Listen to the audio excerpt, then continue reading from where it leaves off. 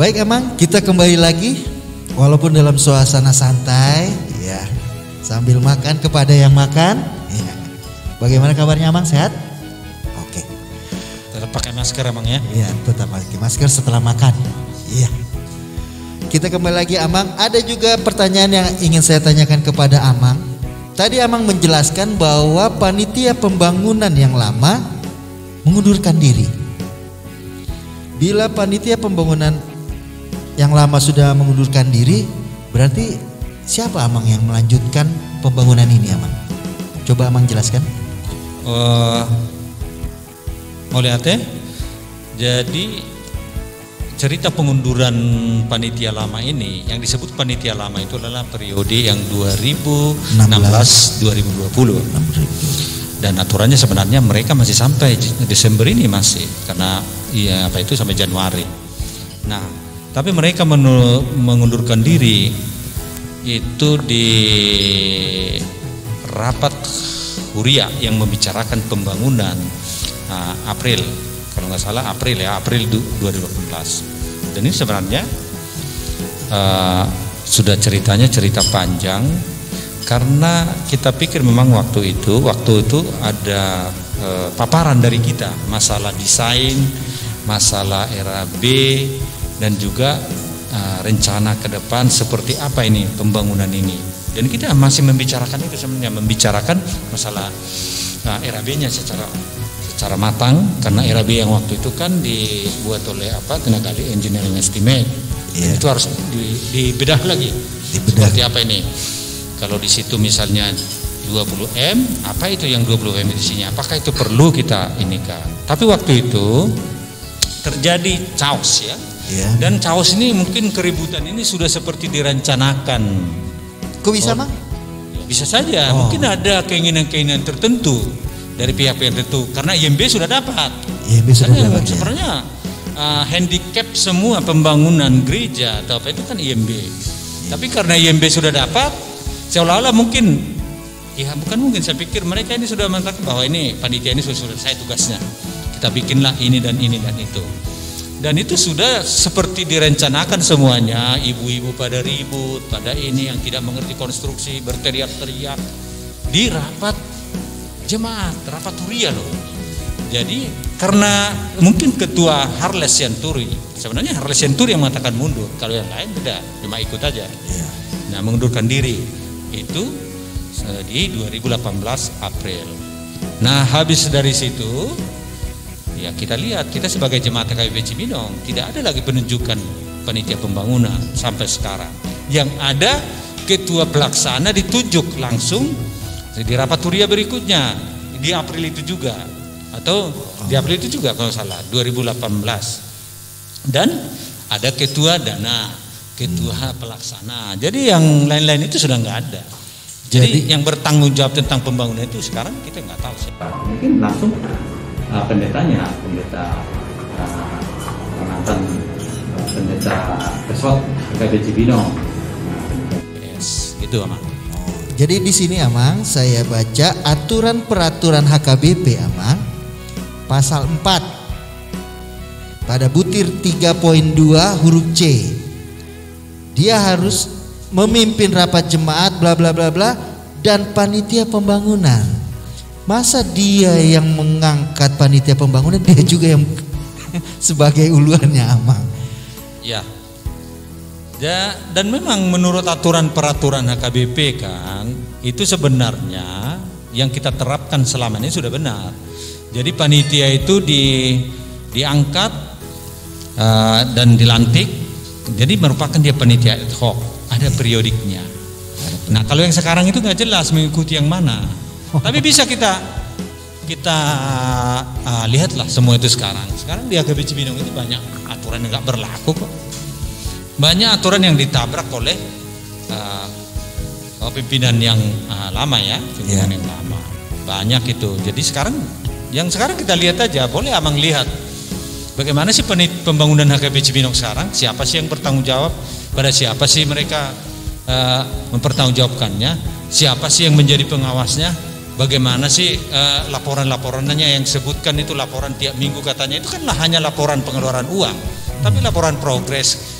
Karena uang berhubungan dengan fisik gitu loh. Tidak ada apa yang dibelikan, apa yang ini, dan tidak ada pengawas sama sekali.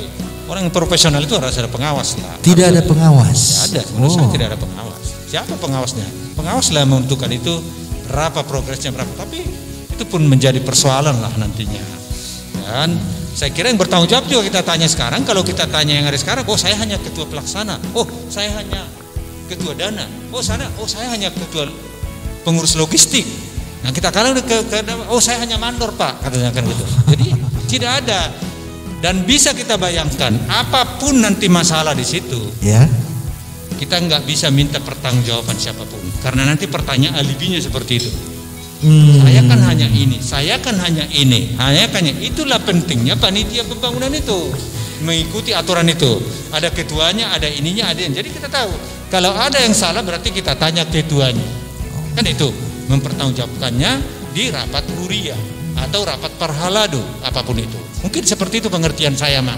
Tapi ya kalau yang sekarang ya kita tanyalah ke mereka seperti apa itu panitianya yang sekarang saya. Yang jelas tidak ada SK pengangkatan panitia pembangunan setelah pengunduran diri panitia pembangunan yang lama April 2018. Itu apa yang saya tahu.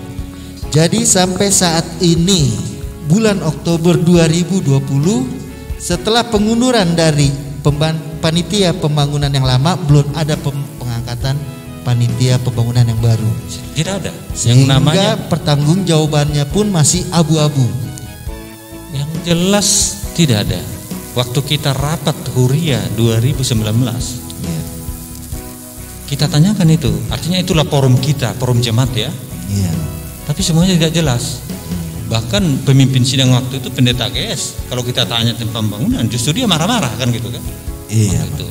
Kita tanya Amang Rudi Arwan ketua pelaksana, saya kan hanya ketua pelaksana katanya. Kan gitu. Nah sekarang kita tanya waktu itu siapa penanggung jawabnya?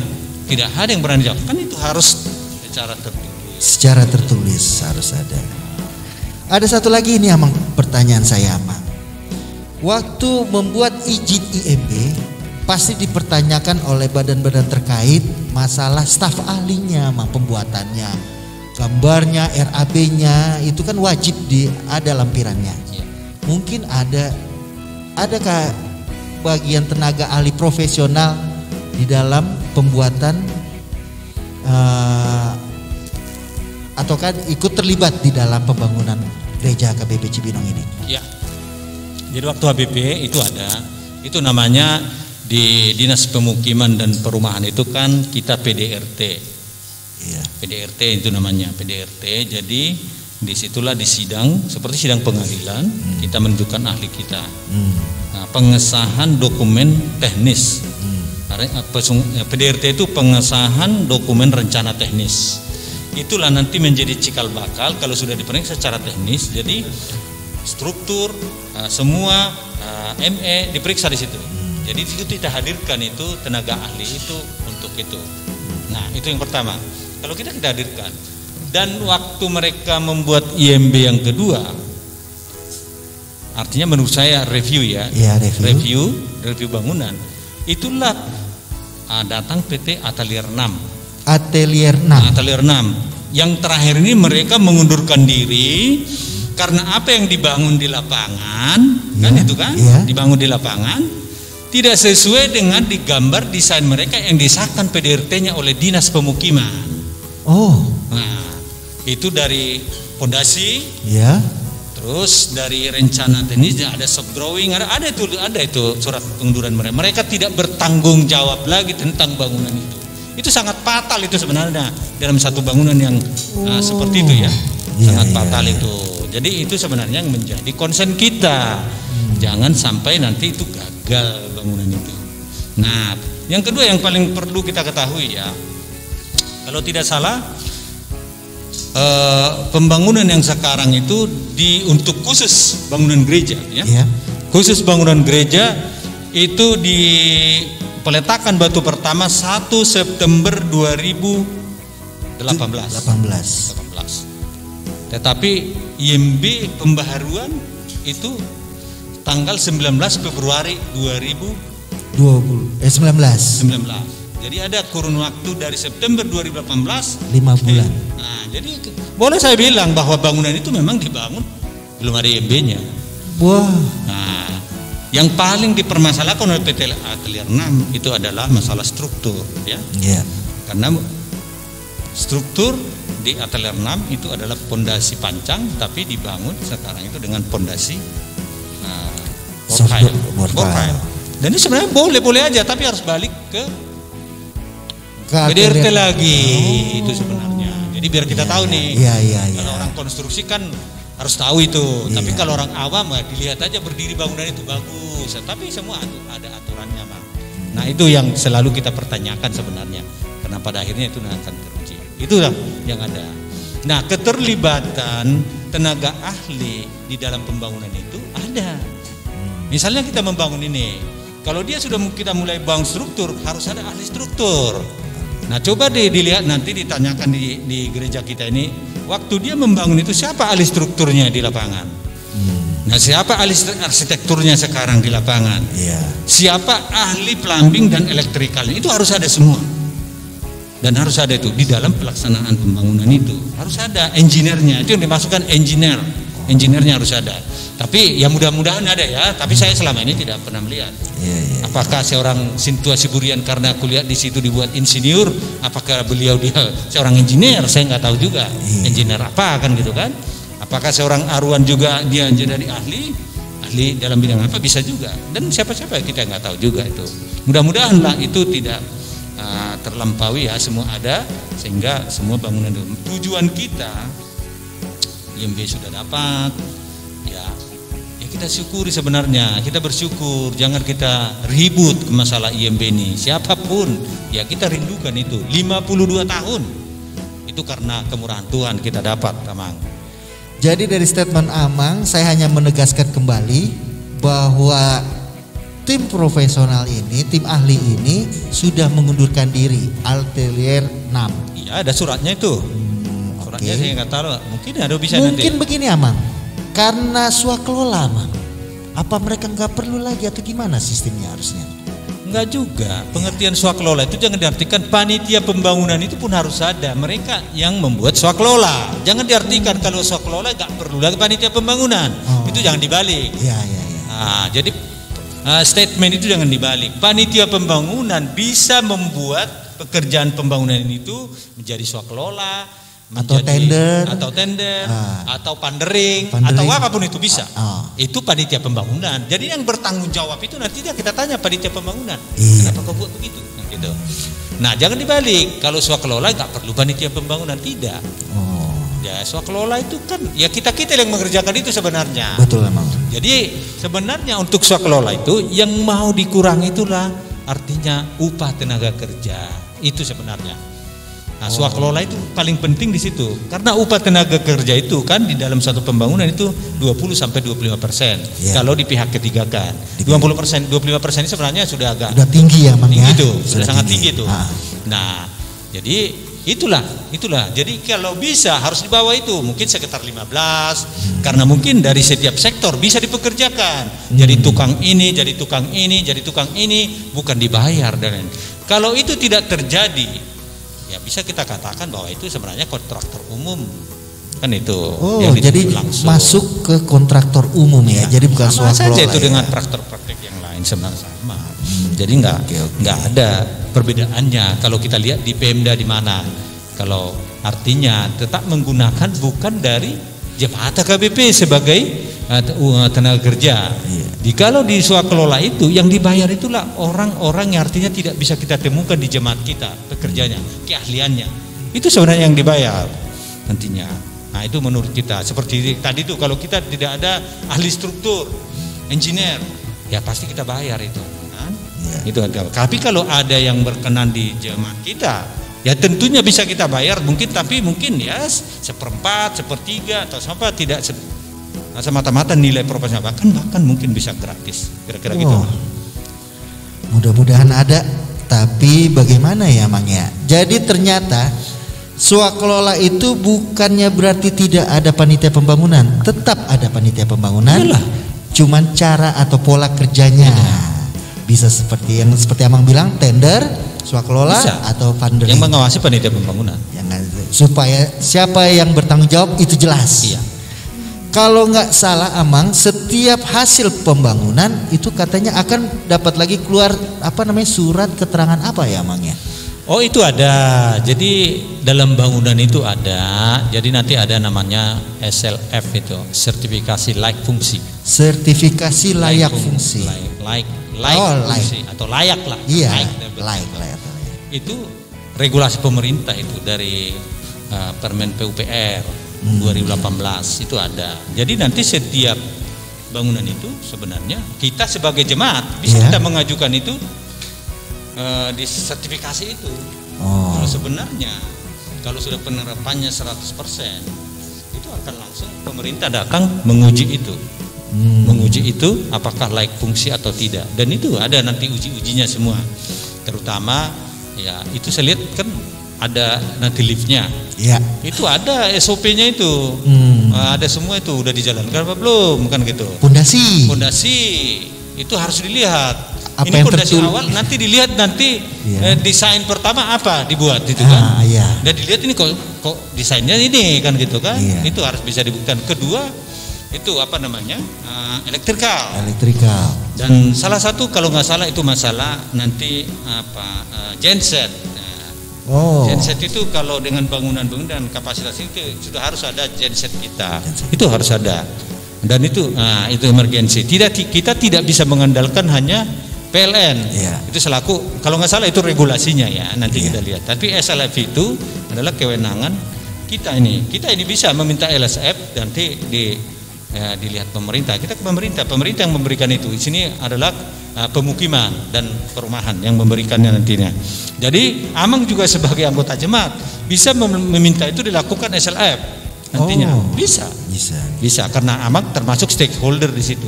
Dan bisa juga orang di luar karena itu bangunan umum ya. Bangunan umum. Jangan diriwat itu, bangunan umum itu. Dan bisa itu masyarakat setempat dan siapapun organisasi bahkan wartawan bisa minta itu nanti dilakukan SLF. Nah gitu. Dan biasanya biayanya tidak murah itu. Dan tidak murah itu biayanya. Nah, mudah-mudahan nanti kalau itu berjalan semuanya aman gitu loh. Sesudah aman, yang pertama sebenarnya itu keamanan, kenyamanan dan semuanya. Itu sebenarnya di SLF itu Amang. Ini Amang ada lagi nih pertanyaan Amang. Untuk masalah SLF, untuk masalah pondasi, nanti kita ambil waktu lagi Amang ya untuk lebih dalam lagi. Cuma satu lagi nih Amang pertanyaan saya. Masalah waktu itu dibilang panitia pembangunan terlalu mahal 20M. Sebenarnya itu genset udah masuk belum kah? Terus sound system sudah masukkah atau hanya bangunan tok saja dan jembatan, Bang? Iya, ada mungkin juga pemaparan selama ini saya lihat. Yang pertama gini, dibilang 20,8 kan? Itu bukan hanya gedung gereja ya.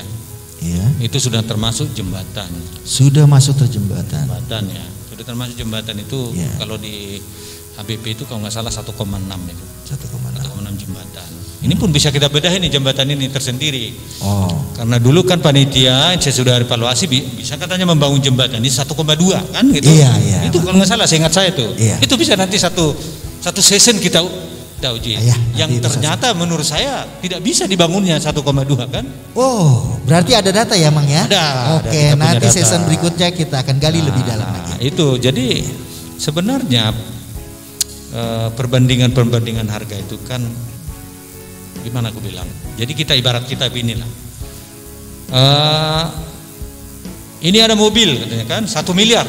Iya, Mang. Nah, jadi kalau kita harus lihat mobil apa ini kan gitu kan. Iya. Kalau itu mobil Avanza, ya memang kemahalan lah itu kan. Iya. Tapi kalau mobil Mercy, belum tentu. Mercy ada yang 3M, ada yang 2M. Itu mungkin Mercy yang kelas C kelas itu kan misalnya kan. Udah kita tahu. Jadi itu sebenarnya. Jadi apa yang ditampilkan oleh PT HBP ini pun harus seperti itu. Katakanlah dibilang untuk gereja ini dikurang tadi kan misalnya 19M. Tapi apa isinya seperti yang dibilang Amang tadi? Harus dibedah itu isinya. Apa sih yang dibuat di dalamnya? Jadi yang dibuat mereka juga di dalam polasi 12M untuk khusus gereja itu juga bisa. Kita juga tidak mengatakan itu nggak benar, kan? Enggak, kita nggak pernah. Apa sih? Siapa tahu bahannya dari ini, ininya dari ini, kan itu. Seperti yang saya analogikan tadi itu kan, mobil 1 miliar. Jangan kita bilang mahal. Apa mobil apa kan gitu loh. Iya, kalau mobil balap lebih mahal lagi kan gitu kan. Ferrari misalnya kan lebih mahal. Mungkin ada yang sampai 5M kan. Itu 1M nggak mahal itu. Tapi kalau dibilang mobil Avanza ya mahal lah. Seperti itu tadi. Kalau yang saya tahu di di perencanaan HBP itu, yang saya lihat situ ada genset 150 kPa. Tidak perlu saya katakan itu berapa harganya itu. Kenapa? Karena itu memang waktu itu regulasi Pemda mengatakan sudah harus ada genset, Pak, siapkan. Jadi tempatnya pun harus siapkan. Kedua, audio, sound system segala macam itu memang kita minta dimasukkan waktu itu, bukan hanya karena semegah apapun gedungmu, kalau audionya, apanya, sound systemnya tidak benar, itu tidak akan menjadi bagus. Persoalan kita di HKBP ya, coba lihat HKBP, di mana HKBP yang bagus sound system dan audionya, tidak ada. Nah, boleh saya katakan Bu, coba perbandingan di gereja Kristus yang dekat kita, di situ nggak perlu pakai mic karena dia semua bagus kan. Nah itu kemarin kita minta itu ke perencana, biar itu dibuat bagus mulai dari awal, jangan istilahnya nanti ditempel, itu tidak maksimal. Nah itu udah pengalaman kita kan, beli ini ditempel sana, hasilnya tidak maksimal itu. Jadi sudah ada, dan itu bukan bangunan murni lagi, mungkin itu bisa mungkin 500 sampai 600 juta kan, karena kapasitas kita waktu itu kita hitung 800 sampai 900, dan itu diperhitungkan semuanya. Jemaat yang hadir di gereja, yang hadir satu gereja itu. Jadi itu sudah masuk di situ. Nah, jadi itu sudah termasuk. Makanya harusnya RAB yang dibilang itu harus dibedah apa isinya. Dan seperti mobil tadi itu kan, mobil apa? Kan itu kan isi itu kan. Nah, kalau dibilang 1 miliar untuk Avanza ya mahal lah. Tapi kalau misalnya dibilang Mercy itu bilang mahal. Mungkin itu kalau masalah RAB ya mahal, perbandingan itu. Jadi kalaupun dibilang 12M, kita bilang tidak murah. Yang kita persoalkan sebenarnya, kalau kita menganalisis sesuatu harus jelas siapa yang menganalisis dan bertanggung jawab buat di situ. Dan itu ada harga satuannya, bukan ujuk-ujuk keluar segini gitu. Itu seperti tukang yang tidak berpengalaman. Menurut saya harga ini begini gitu. Kalau kita secara profesional dan mengerti, harus harga satuannya ada, ininya berapa, dan orangnya harus jelas dan berani dia bertanggung jawab menandatangani itu. Ada analisa harga lah, ada analisanya. Itu kan tidak ada analisa semua kan. Jadi hanya selembar doang, tidak ada yang tanda tangan kan. Makanya kita sebenarnya selaku pelaksana konstruksi dan juga konsultan, kita bisa tertawa melihat itu. Dan siapapun bisa membuat itu. Dan Bapak juga tidak mengerti bangunan bisa buat itu. Menurut saya segini kan gitu. Dan kita tidak ini. Yang tidak bertanyakan sebenarnya secara etika kan, karena itu punya HBP. Harusnya HBP dilibatkan di dalam penilaian evaluasi itu dengan ujuk-ujuk Bapak bisa mengevaluasi, sama aja sama saya mengevaluasi rumah Bapak gitu loh. Nah semamang tidak boleh kan, harus ada dilibatkan orang rumah itu kalau memang mau bagus dan transparan. Nggak, kalau seperti itu kerjaan kontraktor kan gitu kan, membuat sendiri dia punya gitu, bukan punya konsultan. Begitu Bang? Iya. Jadi karena ini FASUM atau fasilitas umum, wajiblah ya tenaga-tenaga profesional karena harus dipertanggungjawabkan untuk umum juga. Oke Amang, untuk season ini kita sudahi dulu, nanti kita akan masuk lagi di dalam topik-topik yang lain. Rita Kar, mari kita bongkar.